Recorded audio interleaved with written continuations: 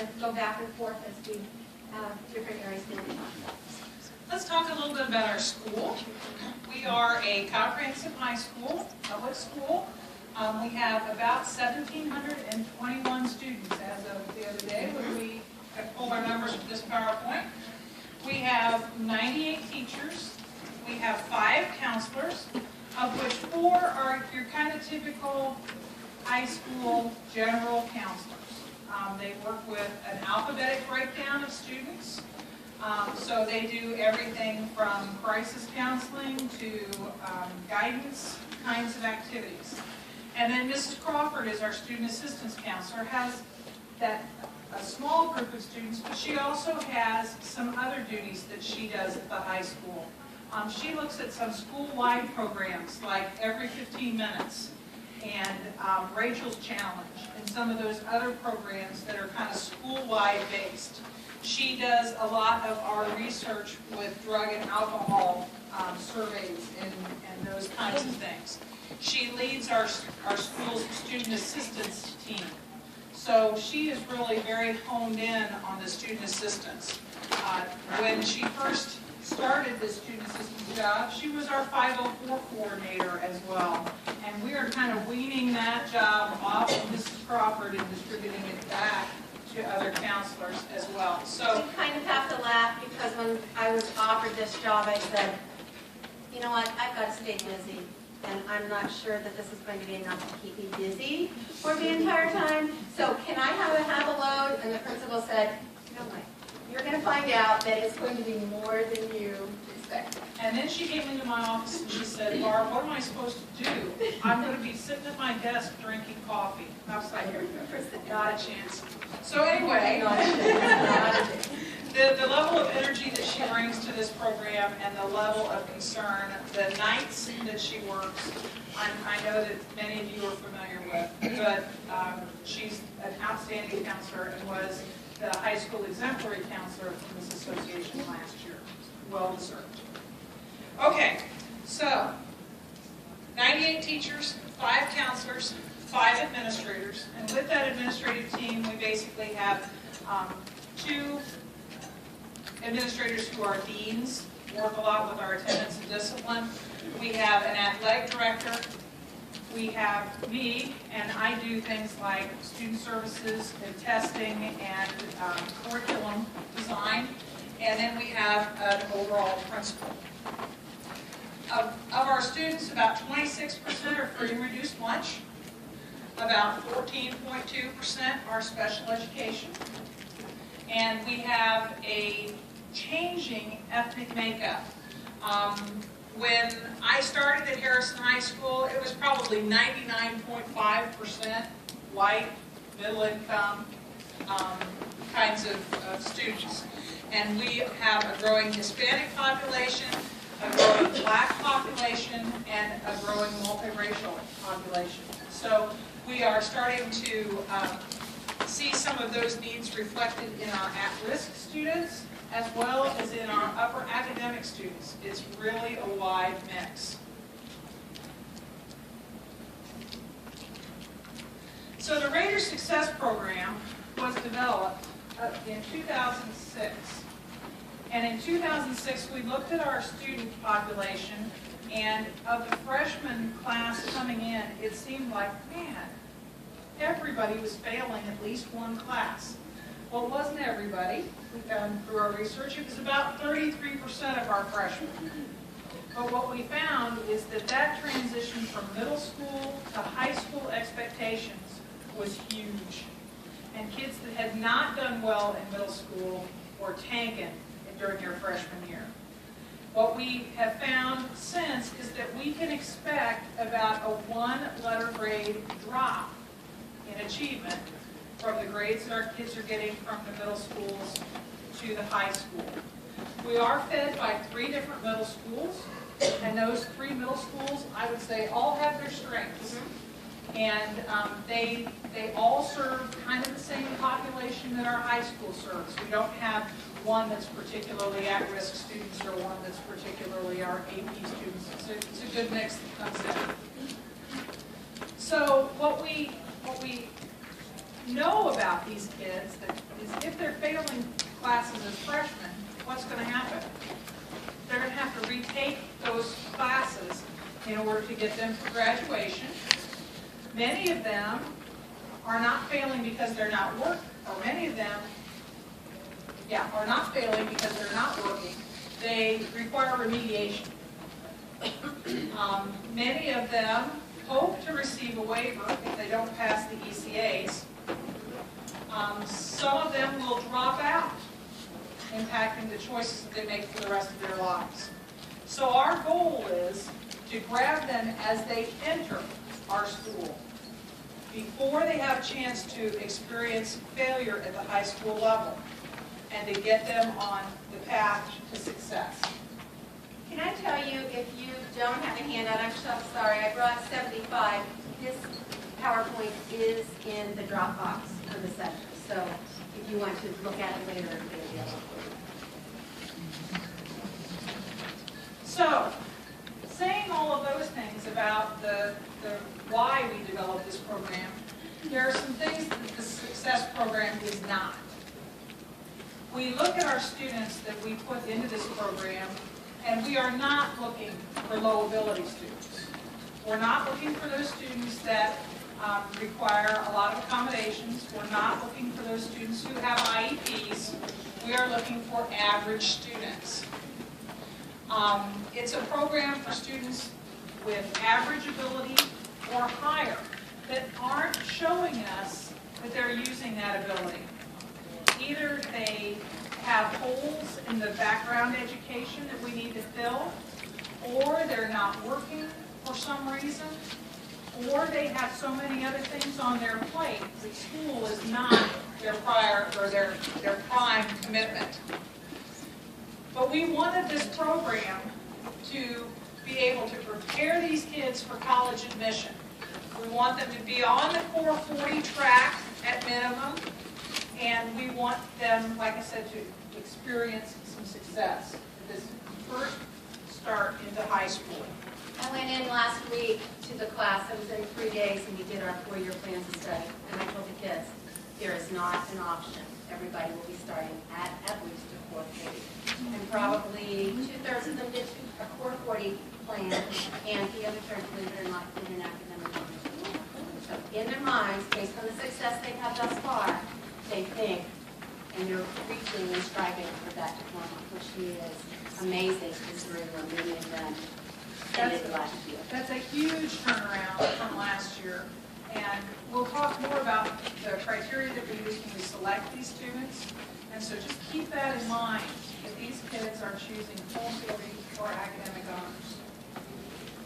So our ultimate goal is to have students experience success in the freshman program and to have a good, strong freshman year that puts them in good stead for the rest of their high school education. The 2 young ladies that you see here, we celebrated a couple of days ago with our end of the first quarter grades. And these 2 young ladies have started their freshman year, their first quarter, with straight A's. So out of, just use our numbers, right now we have 74 kids. 2 had straight A's. 15 had all A's and B's, another 20 had all A's, B's, and C's, and then I'm thinking another 15 to 20 had all passing grades. So I think we had maybe 7 or 8 that had 1 failing grade.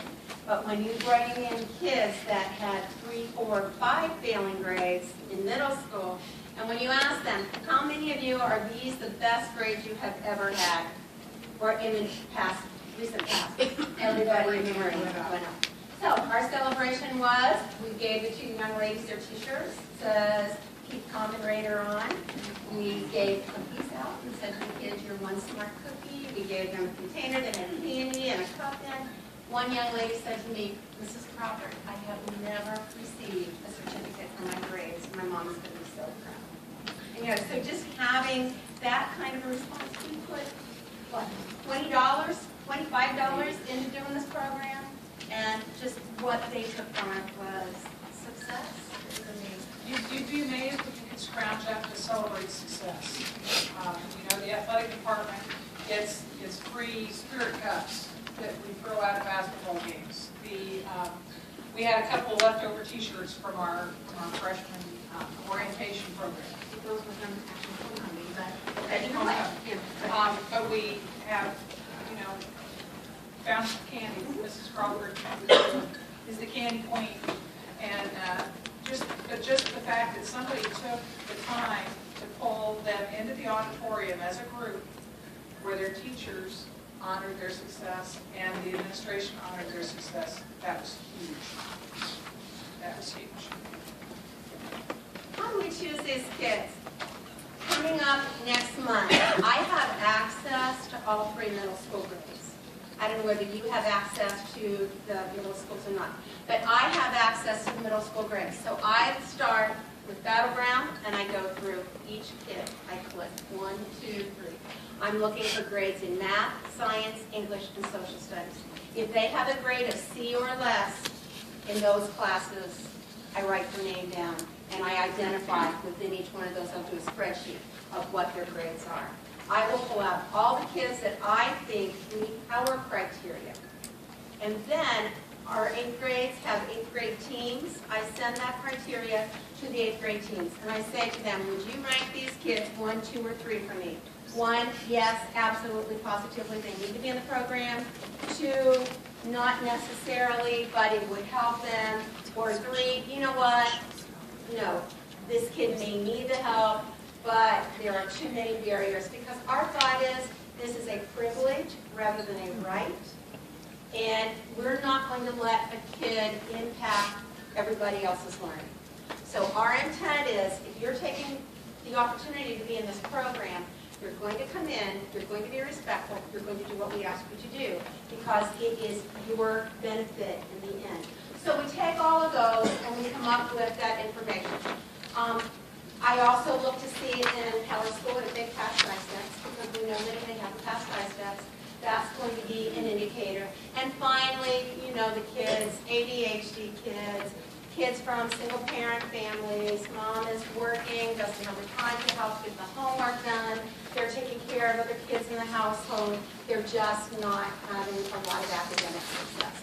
So, once that happens, the next thing we do is I get an email back from the 8th grade teams giving me their identities, so who they think should be considered. And then from there... You're skipping ahead here, Am I? Mrs. Crawford. Okay, I'm not even looking at it, I just get so going. Yeah. Okay. So, have not passed ISCA, single parent families. Go to the back one. That's, No. you don't think so? No, the next one that I wanted to talk about was that we then copy their files. Oh, here we go. Yeah, that's okay. We copy their files. So I go to the middle schools and I copy everything out of the file that I believe is important. So I look at their middle school transcript, their elementary records. You can look at a middle school record and see whether kids ADD, right? Or an elementary record. If there are tons of check marks, if their CSIs vary and they're all over the place, then that jumps out to you as somebody that maybe has some struggles. So those are the kind of things we look at. I also print attendance and I also print discipline records.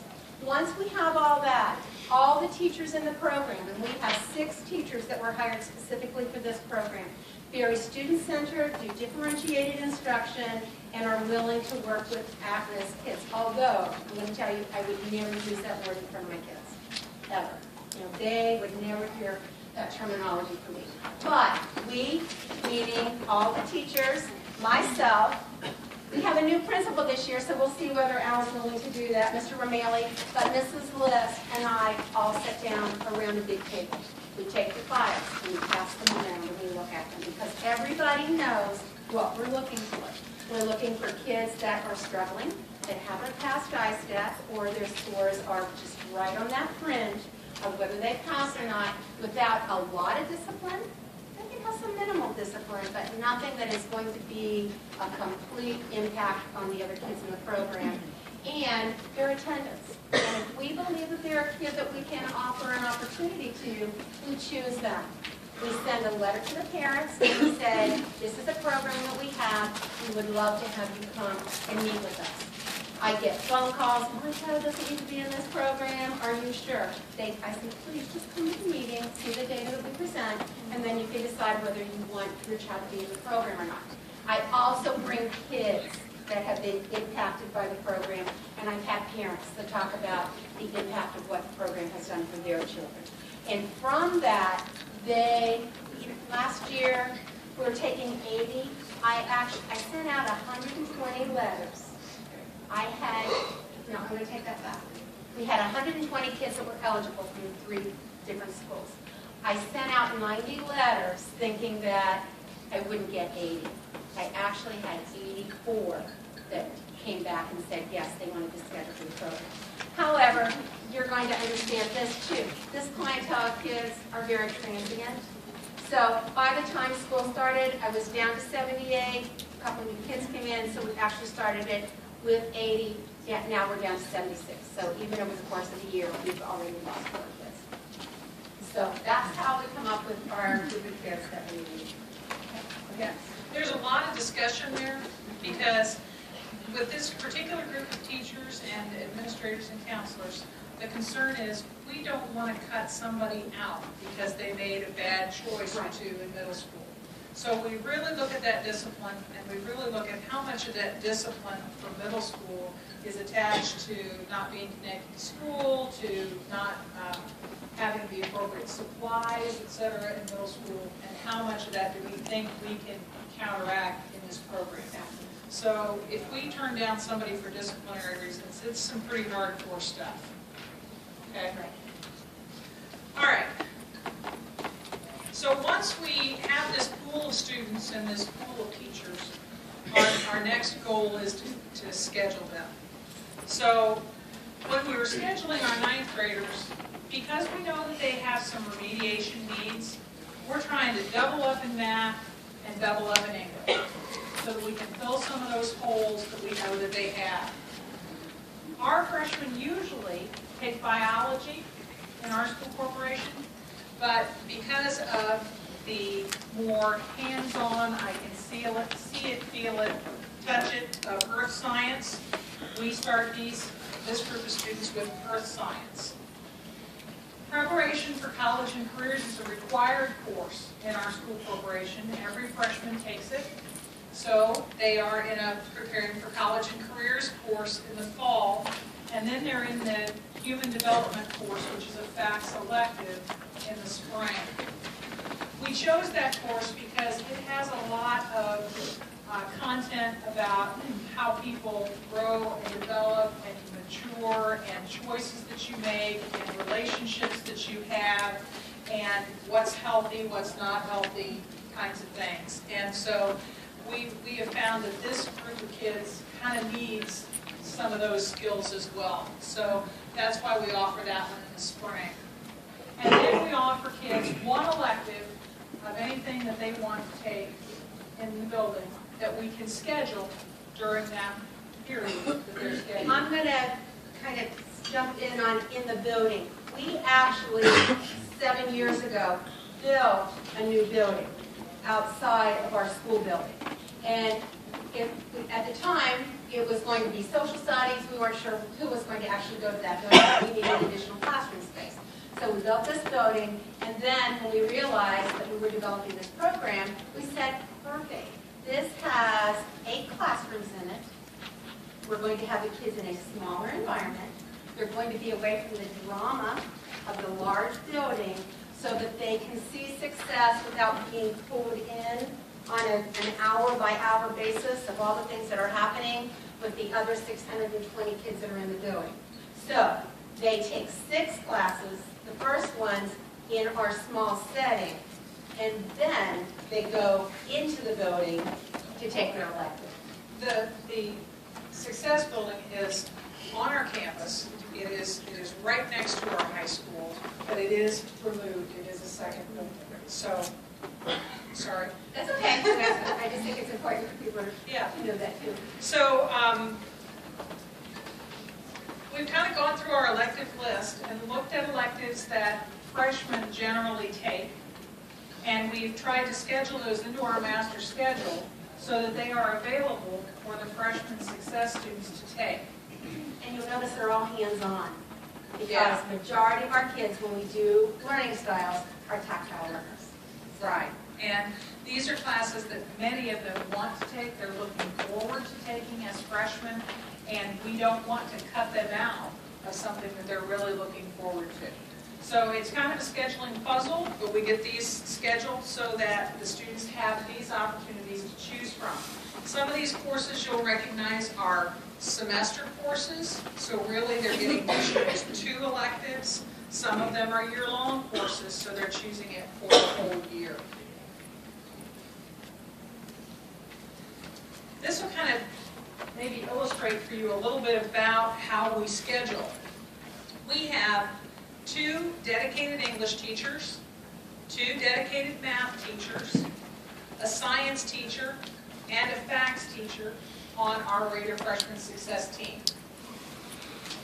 So what we try and do are schedule our students with periods 1 through 4, 5, and then periods 9 and 10 in a Raider Success class.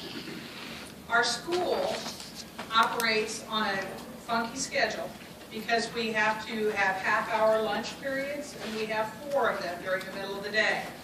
So periods 1, 2, and 3 are 50-minute periods. Period 4 is 30 minutes, period 5 is 30 minutes, and periods 6, 7, and 8 are 30 minutes. So our students will go to 3 one-hour classes, and then they might go to an hour class, period 4, 5, eat lunch 6, go back to another class 7, 8, and then 9 and 10. Confusing? We think so. But after the first week, everybody knows what they're doing. So our kids are scheduled for 4 periods in the morning in the Raider Freshman Success Center. Then periods 6, 7, 8, the teachers in the Success Center have a common prep and lunch, so that's an hour and a half to work with. And our students have their elective scheduled during that time. Some electives meet 6, 7, some meet 7, 8, some 6, 8, but most of ours are hands-on electives, and so they meet either 6, 7, or 7, 8. And then they have lunch, whichever period they're not in class. Then they come back to the Freshman Success Center for 2 periods. This time has worked really well for us because it accomplishes numerous goals. First of all, one of the goals that we want for these kids is that they do get to mix with their classmates. And so the electives that they're in and the lunch period is with everybody else. So they have an opportunity to be social and see those friends that they might not get to see if they're not scheduled for freshman success. It also gives our teachers a common prep time and a common lunch time. And it gives us, Mrs. Crawford and I, an opportunity to meet with those teachers during the school day, during their prep time, when we need to. And we try and keep that communication pretty tight. With this group of kids, we are often looking at what kinds of remediation we need, what kinds of issues we're having, how we can help them overcome a situation at home or a homework situation, or just, you know, the number of things that you work with at-risk kids. And so it's a great time to be able to have a team planning time where we can do that. The other thing that we do academically is try to spread things out for this group of kids so that they don't have an algebra test, an English test, an earth science test all on the same day. And so by allowing these teachers to communicate, they kind of organize themselves and organize their curriculum so that they're like, hey, I'm testing today, Mrs. Crawford might be testing tomorrow, etc. Actually, we meet every other Thursday. I have a list of kids that I need to see. They're going to say to me, you know, I think so-and-so needs to get into the dentist. Can you call down and see if there's a possibility to do that? this child, mom and dad have just announced that they're getting a divorce. Could you call them in and talk to them? So they are right there, they know what's going on, they can then communicate that to me. The other thing is, during that time, if we decide it's time for a parent meeting, it's perfect. I call parent, I say, because many of them have their lunch hour, so could you come at noon, and we will meet for 40 minutes. So we have that time frame that we are able to work with the parents and have them come in. One of the things that we felt was very important is that these students meet with one of our core teachers first thing in the morning to kind of triage the day and know how things were going. So students are scheduled for either their English 9 or their Algebra 1 class first thing in the morning, so that those 4 teachers kind of do the triage, find out if there's anything that happened last night that we need to deal with right away. And then, if there is, an email goes out to all the teachers and me saying, you know, Bailey had a problem last night and this is what's going on. So everybody is aware and know what it is we're looking for. Right.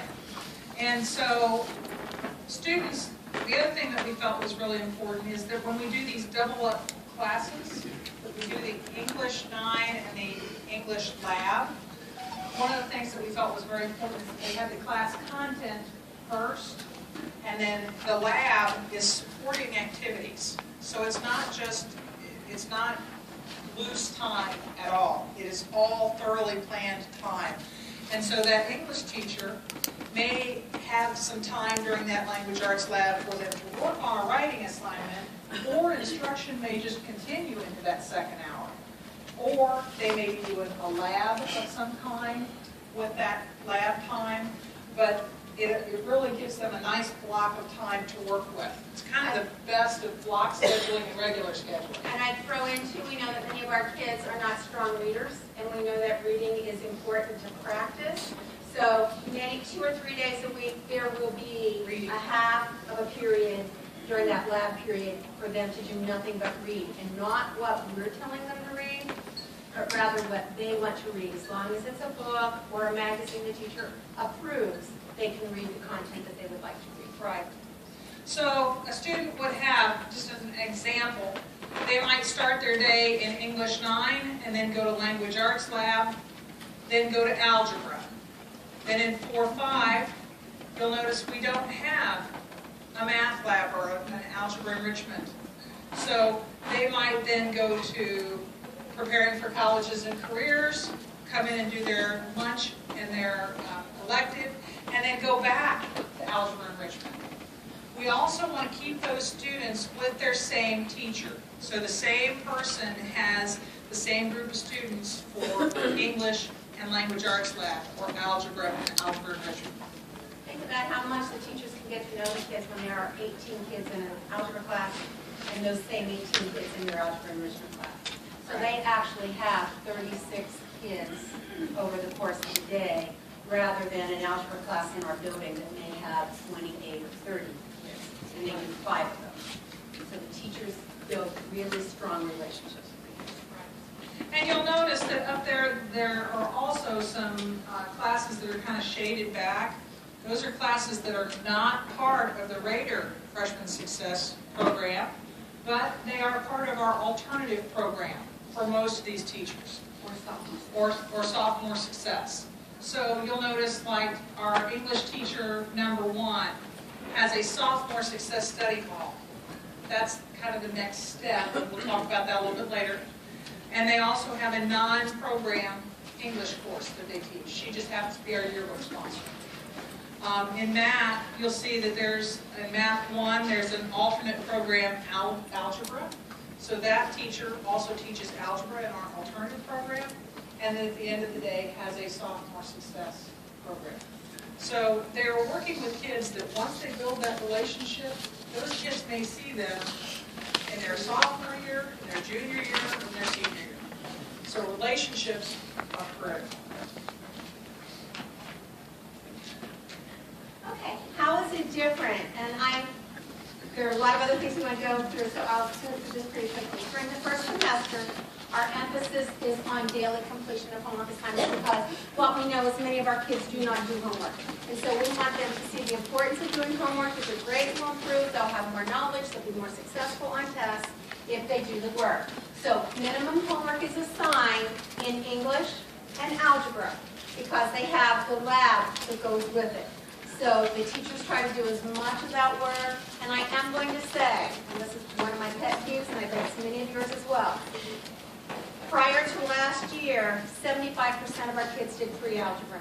They were not ready for algebra. In fact, this year's group, when I looked at 8th grade math grades, out of the 80 kids, only 8 had grades of A, B, or C in math. The other 72 had D's and F's in 8th grade math. And now I have them in algebra 1. So they are having to spend a little bit of outside time on algebra, but the homework expectations increase over the course of the year. And one thing we didn't say is during second semester, that math lab and that English language arts lab, we cut it in half. And it becomes course content for the first half of the hour. The second half of the hour is going to be a study hall hour, half hour for the kids. Because we are changing the work expectation from mostly in class in English and math to we need to prepare you so when you go into the main curriculum next year and you're getting assignments, you need to understand that concept. But by seeing success first, by doing the homework, by improving grades, by improving test scores, we hope, and we have seen that it happens, that they do start to do their work. Okay, homework will be given in earth science and the PCC class because those teachers only have them once a day, one period a day versus the others, which are 2 a day. Those teachers will try to vary. And in fact, I do mention this, but in the room where the teachers meet, where we have our meetings, there is a paper on the table, test days. And the teachers will identify, I'm giving a test on this day, and this day, so then the other teachers know that they want to avoid those days, or I'm giving homework on this day between PCC and our science so that they collaborate to make sure that that's done. And as we said, the time is flexible in the language arts lab and the math lab so that they can get work done. If they need to spend some additional time working in that class by going over into the next one, that's when they can do that. I have been typically going in, when I talk to the kids, to the English Language Arts Lab. A couple weeks ago, many of you know the Engage assessment through ACT. I went in and gave the kids the Engage assessment to see how engaged they are to school. And we got results of that, and then from that we did a goal on how we can improve our lowest engagement score. And I'm going to tell you, academic discipline and ability to control actions were the 2 things that the majority of the kids had. And the commitment to school was not going home. So we wrote goals and how we can start to do more of that. Okay. Organizational skills are stressed for the kids. Every one of them have a computer.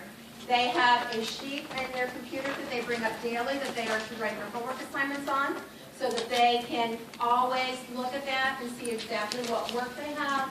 They are expected to keep folders. The teachers check the folders. They're given points on organization, teaching them Carnegie note-taking techniques, things that will be helpful for them through their entire high school career. Because what we know is many of the kids don't have organization.